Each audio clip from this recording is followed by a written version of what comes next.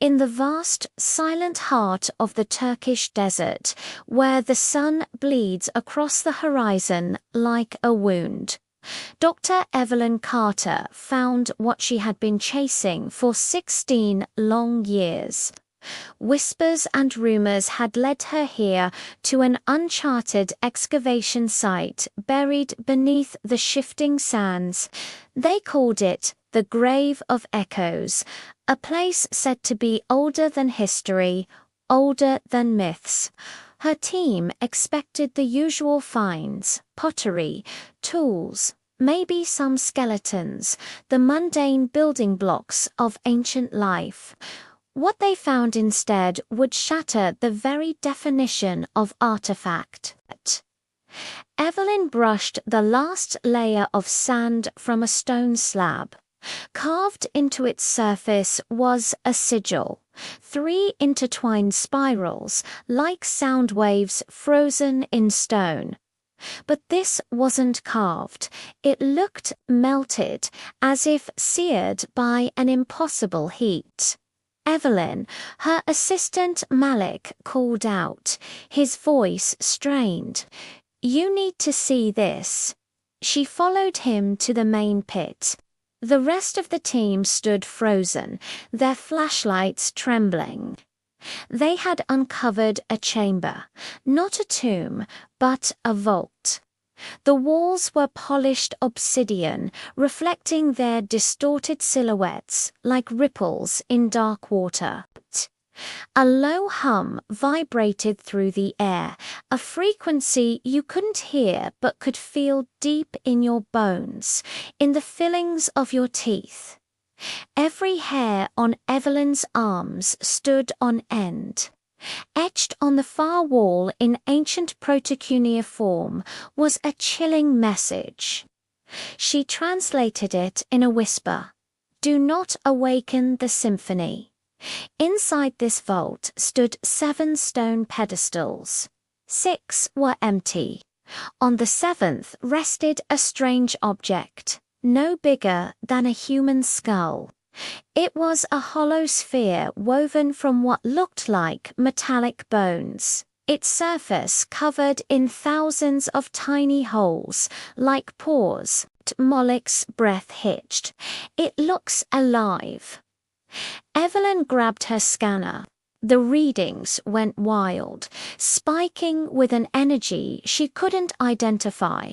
It wasn't electricity or radiation or magnetism.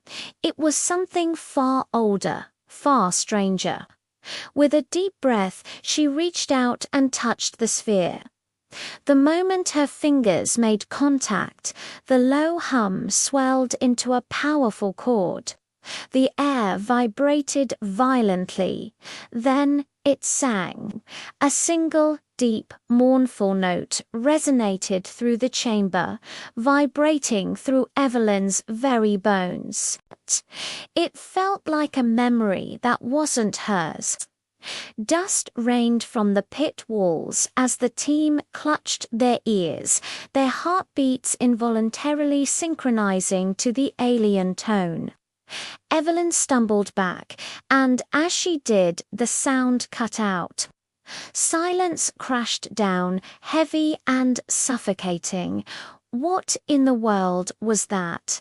whispered Layla, the team linguist, her face streaked with tears. She didn't realize she was crying. Evelyn's voice was barely a whisper, an echo.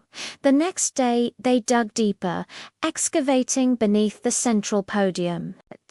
They found a second object, sealed in a case made of glass that seemed older than glass itself should exist.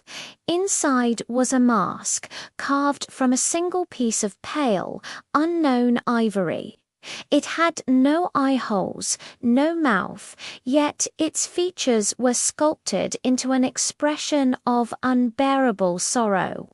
Inscribed along its edge in Sumerian was another warning: the face of the choir must not be worn by the unready.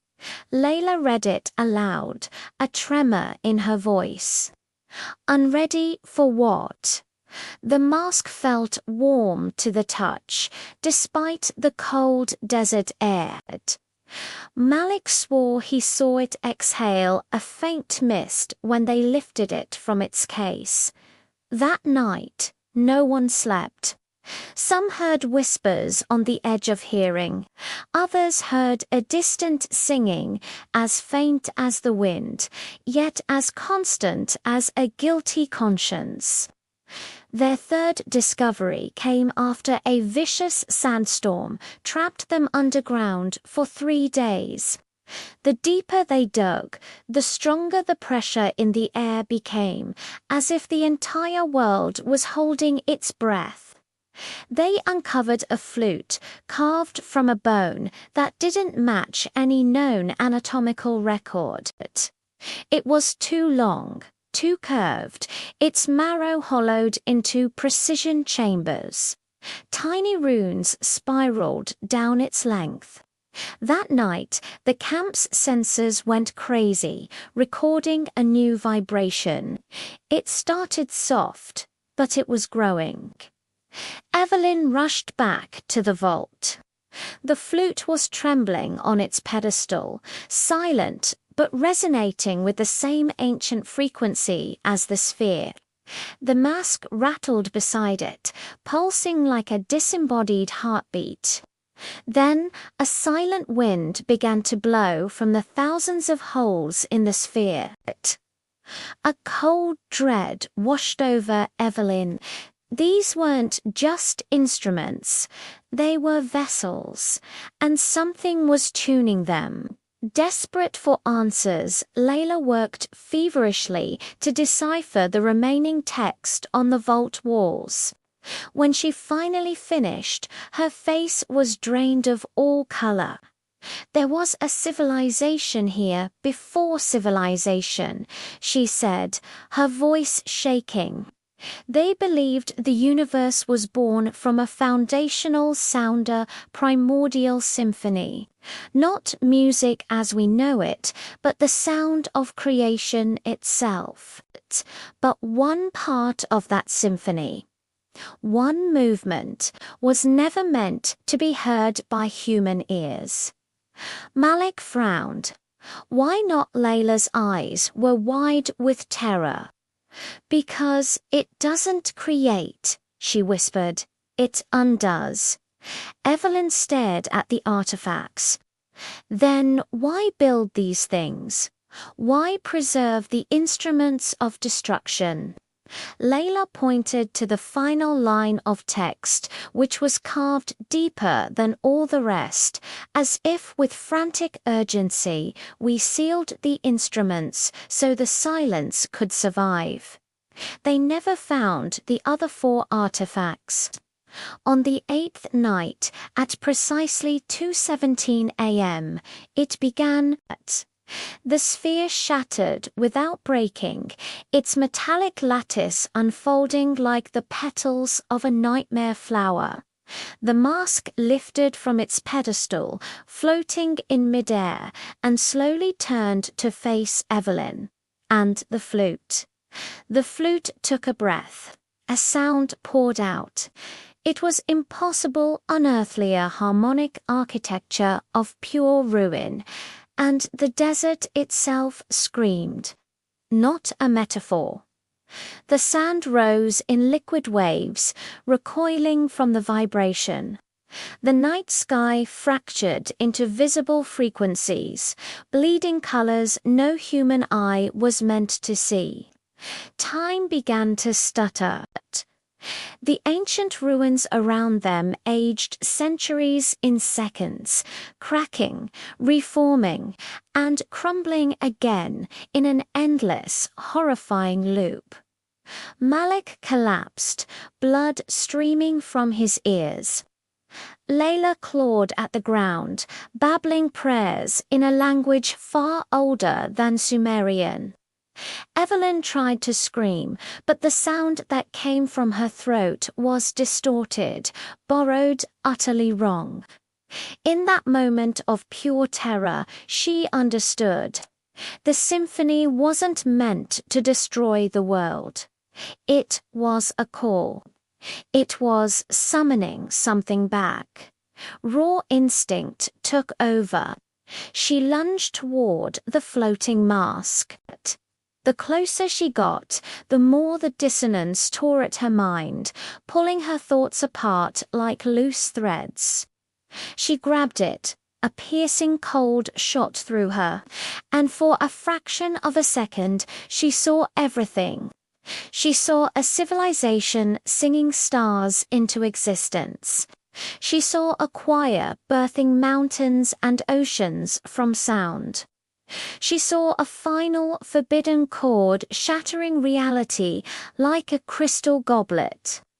And she saw the desperate hands that sealed the instruments and silenced the song, sacrificing their entire world so that another hours might live. Tears streamed down her face.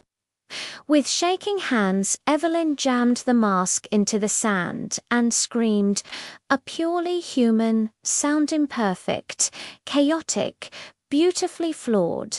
It crashed into the ancient harmony like a wrench thrown into cosmic gears. The instrument shrieked in protest. The song split apart, and silence punched down like a guillotine. The vault collapsed. The desert fell still. The sky remembered how to be blue. Evelyn woke at dawn, half buried in sand, deaf in one ear, her throat raw. Malik and Layla were alive, huddled together, trembling and forever changed by what they'd witnessed. The artifacts were gone. Not destroyed, just absent. As if they had been pulled out of time itself. Every photo, every scan, every piece of data was wiped clean.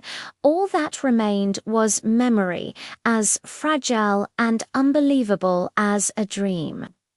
When the rescue team finally found them days later, they asked what had happened. Evelyn gave them the only answer she could. Some things were never meant to be unearthed. Even now, deep beneath the silent deserts of the world, there are frequencies we have not yet forgotten. Frequencies that wait. If you ever find yourself in absolute quiet, when the wind dies down and your own pulse is the only sound you can hear, listen closely. You might just notice a distant, three-note hum. The symphony is waiting for its conductor. So, what do you think happened to the other 4 artifacts? Where are they now? Let me know your theories in the comments below. And if you enjoyed this journey into the unknown, don't forget to like, subscribe, and hit that notification bell for more stories that question what we think we know. Thanks for watching.